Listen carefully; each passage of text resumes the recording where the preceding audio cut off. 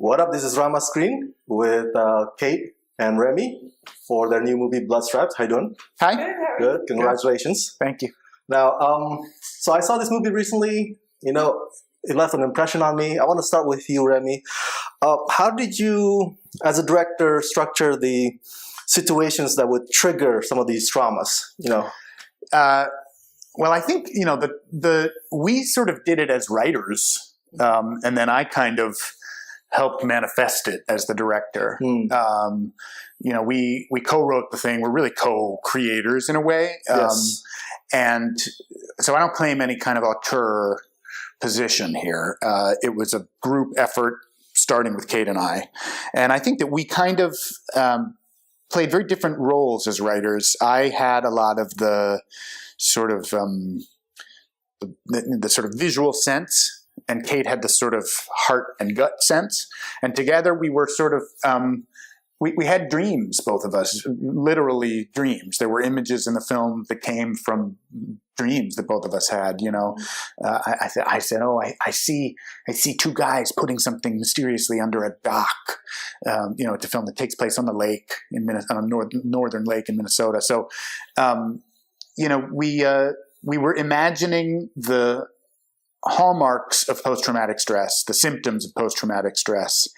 And we were thinking, as writers, we were thinking, how do we show and not tell? So there are things that happen to people who are in the throes of that. They are sleepless, they self-medicate, they deal with sometimes paranoia, they have nausea, they experience the world in a certain way. So we were really trying to show that experience and let the audience inside that. Now, Kate, this story is about this character, Sergeant, her name, correct? Yes. Who came home and... That's her rank, and then we don't provide a name beyond that. So yeah. That is very Name in interesting. the film. Yep. That is very interesting. I like that. So an audience would ask the question, what's the research to go into this as an actor? I mean, did you have a military background? Do you know anybody who served? No military background. No one who served in my family. We quickly began reaching out to service returning veterans and had a Marine Corps veteran on our set and as a script consultant. And then I did we both did, but I did extensive research from the beginning. We started writing it in October. We were shooting 9 months later in August. And the research, we're still doing research and trying to stay current on all of the issues that we are sort of touching on with the film. But I think as what I've said is, just as an artist, I just sort of recognize that potentially I could sort of there was something that resonated as I was studying these servicemen and women and learning a little bit more about their stories and some of the struggles that some of them face in coming home and reintegrating into civilian life. And I just did my best. And certainly I have the background of the craft of an actor. I'm a trained actor. And so I just did my best at sort of observing and absorbing and then building something imaginatively that is based and drawn from so much inspiring and pretty intensive research on the subject. Now, on that note, this is a compliment to you. Your physicalities were pretty on shape for this role. Can we talk a bit about the training for that? Yeah, that stands out. The training. Well, I did a lot of research about boot camp, and boot camp is no joke. And there is no universe in which I went through boot camp, but I did my best with trying to undergo something more rigorous and demanding than I had ever encountered. I'm naturally athletic or whatever, and I've trained to do other roles, but nothing like not physically like this. But I had to learn how to play basketball for a film I once did, or I quickly had to pick up a guitar to play a character in another film. This thing, I had the months of preparation and the writing and the research, and then about 3 to 4 months to train to build the structure of her, which again was something I dreamt about. Just her physical life and the portrait of her, and that in that we knew that her mode of expression would be more physical and gestural than verbal, and at times even more than her emotions. And so inhabiting space in a different way, and then certainly developing a different kind of strength and toughness, mental toughness, was primary to me, and into demonstrating and getting as close as I could to being a credible and dedicated stand-in for these real life women who are mighty, you know. And when we were working developing the film was when there was a huge conversation about whether or not women should serve in combat. And of course now all combat roles are open to women in the military, but there was a big conversation about strength testing. Yeah.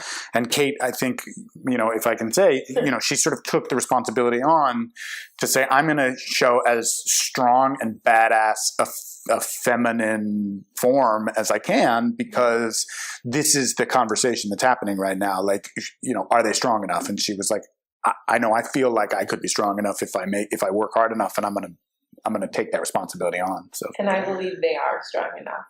And I was reading stories about them, that they are. And our female rangers who have recently passed tests and are now female lieutenant in the infantry unit is incredible. So there were real life stories again. That was not imagined. She's a compilation of, a lot of different stories and characters really imaginatively, realized. But the actual fact of these women's strength was real and was entirely inspiring to me, and absolutely something we wanted to represent and in some ways present as not a challenge, but a legitimate reality that she's got what she needs. Having a writing partner that is also your spouse makes it easier or more challenging? Well, we don't have anything to compare it to. Well, I do in my next project. Yeah, sure. I'm not married. I've actually written a television series with an old childhood friend. I think probably both. I think in some ways there's a shorthand. Totally. And a security and a bit of a safety in which we can express ourselves really pretty freely to one another. This is, it's a vulnerable portrait. There's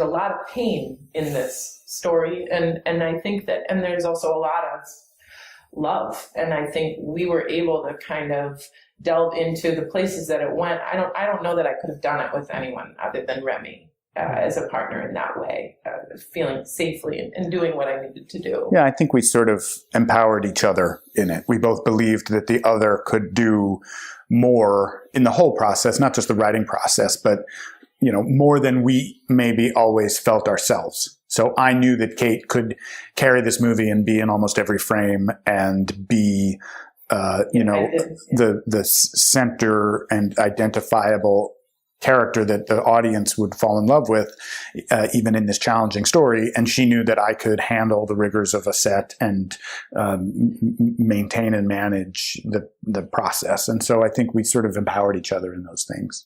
Now, I grew up hating summer camps. That's just me. Are you prone to homesickness? Yeah, that, and I just didn't find it fun.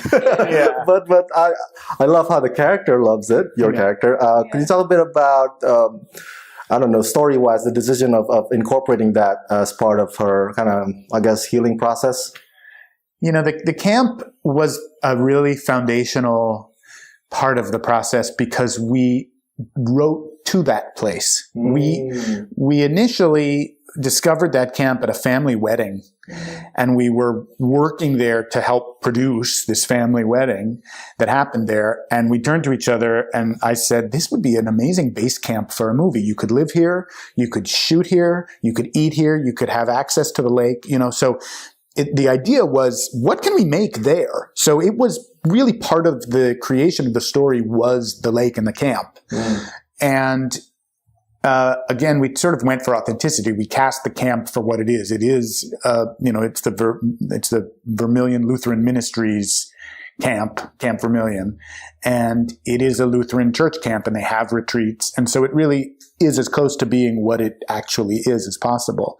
And the character, it functions in the story because the character is really seeking something. She's seeking to return home in the story. And home, you go deeper and deeper to get to the root of something, and the root of memory. What is home? Where does home exist? And camp for many people who do like it, maybe not for you, but for many people who do identify with that, it's a sort of halcyon, idyllic place that you were as a child. And when you're seeking home, in a way, it leads you back to a place like that. And for some people it's camp, for other people it might be something else. But that was really the essence of how the camp functioned. And then also having a place that maybe in the early stages of life serves as sort of a home, can serve for some who enjoy it as you create bonds in family with people who are not necessarily family. You create a sense of real tight-knit community through a common experience, whether it's a canoe trip or just sort of roughing it and being in a certain, out of your conventional life or out of the comforts of your regular life. And in some ways that's not a replication, certainly in the military, but on some level, an echo of forging community outside of your family, maybe outside of the nuclear experience, and going into and the bonds that can be formed through a hardship or adventure or exploration into sort of the unknown territories. There's some resonance in that. I like that. Mm-hmm. What I love the most about this movie, what I find the most fascinating about it is because I have friends who served, and there was always this disconnect, I suppose. That's how I describe it, like where, I don't know, should I ask him what he did there? Is it impolite if I ask, if he ever shot anybody? So that strain between, I guess, your family members and your character, that kind of connects with me and a lot of people. Can you talk a bit about that aspect of the film? I mean, I think that we, as a culture, first of all, these are our longest wars that we're fighting. We're in the midst of our longest war. Still going. And, They call it, some have termed it the forever war. The forever war. With no end in sight, necessarily. And that's paired with the fact that this is an all-volunteer military. So in a way, because it's isolated to those people who are serving in that way, it's not a draft. Where it sort of, the experience sort of goes across all levels of the culture. There's a certain set of people and families that are dealing with it. And then the rest of us, we don't see it on TV. It's sort of distant from us. Mm-hmm. And, so I do think there's a thing that is real in our culture that we are not sort of interfacing with the reality of the war. And then I think there is, one thing that we learned about it is that people don't know how to talk about it on either side, really. And for us, a big hallmark of what the film is dealing with, which is that, talking is the beginning of healing, perhaps, for us as a culture, which is, I would say, engaged in these wars, but also the individuals who are fighting the wars for us and dealing with the issues that arise. We're trying to get at that sort of subtle missed opportunity that happens a number of times in the film, where there's the possibility of connection on both sides, and it's really hard to bridge that gap. And you want to show reverence for the subject matter and for the service that they've done, but you're not sure. But I mean, we were consulting with our Marine Corps veteran Amber on set, and I said there were days when we had written things that she would have said that our sergeant was set to say, and then I kind of questioned it. What didn't totally line up with my instinct on the day. The further we were into the process, and we would check in with Amber, and she'd say, "Yeah, she'd probably, And again, we don't like to make gross. There's no way to generalize this population. Our veteran population is diverse as our population, our civilian population, and their experiences are vastly different." But she said, "Yeah, she probably doesn't want to talk about it." So it's a very fine line, and I think what you're speaking to is something that we all kind of a line we all sort of walk. How do you bridge that gap? How can we begin a dialogue out of respect for potentially what the experiences have been abroad, and we're hoping in some way to help create more conversation, certainly around that, just because there can be, I think, some healing derived from that, and also, again, a sense of community that doesn't just exist while they're serving, but can exist once they're home and between our veteran and civilian populations. All right. Well, thank you so much, Kate and Remy. Congratulations on Blood Stripe. Thanks, you so Rama. much. Thank you so much. Have a good day. Hey, you too, man. Thank you. Thank you.